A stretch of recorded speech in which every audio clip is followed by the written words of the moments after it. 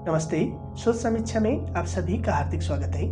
आज हम एक प्रसिद्ध टीचर जो विकास दिव्यकीर्ति के नाम से हर कोई जानते हैं उसके बारे में चर्चा करते हैं, जो भारत पाकिस्तान युद्ध से लेकर चीन के बारे में भी बातें करता है। उसका एक छोटा सा क्लिप है। आजकल वैसे भी देशभक्ति का जमाना है। आजकल देशभक्त सड़क पे घूम रहे हैं, हर सड़क पे नुक्कड़ में देशभक्त मिल जाते हैं। क्या कहता है? तो समझते हैं, ये बताओ, पाकिस्तान तो बहुत छोटी चॉइस है, हम लोग ऐसे राइट सर्विस से मामला हो गया। सही दुश्मन तो चीन है, युद्ध करने जाओगे सेना में? नहीं, चीन से तो मैनेज कर लेंगे, चीन तो ठीक है। इतना कस के पीटेगा ना चीन, ये सारा राष्ट्रवाद हवा हो जाएगा दोनों में। ये विकास दिव्यकीर्ति यहाँ ये कह रहा है कि अगर लड़ना ही है तो चीन से लड़ो ना, पाकिस्तान से क्यों? ये सबसे अजीब बात है।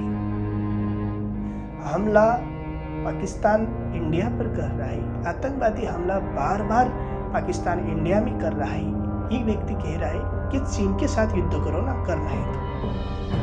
बात यह है कि कोई भी देश पहले अपनी स्थिति को देखता है। एक मैच्योर देश जो होता है अपनी कंडीशन को देखता है और समय देखता है, कौन सा समय उसके लिए परफेक्ट है, उसकी अवस्था क्या है। जहां हम पाकिस्तान के साथ युद्ध में हैं तो हम पाकिस्तान को कहीं ना कहीं हरा सकते हैं। तो हम क्या पागल की तरह चीन के साथ युद्ध करने जाएंगे? कि हम भी तो अपनी क्षमता को बढ़ाने के बाद ही चीन से युद्ध के लिए सोचेंगे। और ये विकास दिव्यकीर्ति जैसे टीचर, अब ये टीचर है कि क्या है? ये भारत में एपीजे अब्दुल कलाम जैसे मिसाइल मैन पैदा हुए, चाहे विक्रम साराभाई हो, होमी भाभा हो, पर इस तरह का टीचर जिसकी लॉजिक किसी काम की नहीं, जो किसी काम का नहीं, अब इसको लोगों में होने वाली देशभक्ति, राष्ट्रवाद से भी इसको परेशानी है। इसका वीडियो पूरा डाल भी नहीं सकता, क्योंकि अगर पूरा वीडियो डाल भी देंगे तो इसके जो लोग हैं, जो इसका एक इकोसिस्टम बना है, वो तुरंत कॉपीराइट स्ट्राइक में मार देते हैं। अगर पाकिस्तान भारत के साथ युद्ध की स्थिति में आ रहा है तो हम पाकिस्तान से ही युद्ध करेंगे ना, चीन के साथ युद्ध क्यों करेंगे? ठीक है, अगर चीन से युद्ध करना भी पड़े तो हम अपनी स्थिति को देखेंगे कि हम किस कंडीशन में हैं, हमारी ताकत क्या है, हमारी स्ट्रेंथ क्या है। हम एक मौका की तलाश में रहेंगे ना, ऐसे क्या जवाहरलाल नेहरू की तरह कुछ भी कर देंगे? जो चीन के साथ युद्ध हुआ था वो जवाहरलाल नेहरू की गलती थी। नेहरू ने इतनी बड़ी गलती की थी कि चीन के जो तिब्बत में जो तिब्बतियन अलगवादी थे उनका सपोर्ट करने का काम नेहरू ने ही किया था। जब अपने पास इतनी ताकत ही नहीं थी कि चीन के साथ लड़ने की, तो ये जवाहरलाल नेहरू ने क्यों दलाई लामा और तिब्बतियन अलगवादियों का समर्थन किया, ये भी समझ में नहीं आता।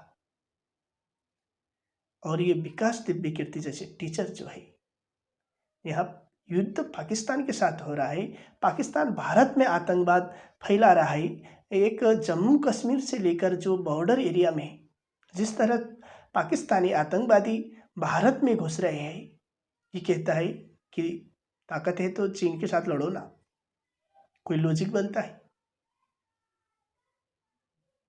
युद्ध की स्थिति पाकिस्तान के साथ बनी हुई है, पाकिस्तान को छोड़कर चीन के पास चले जाए।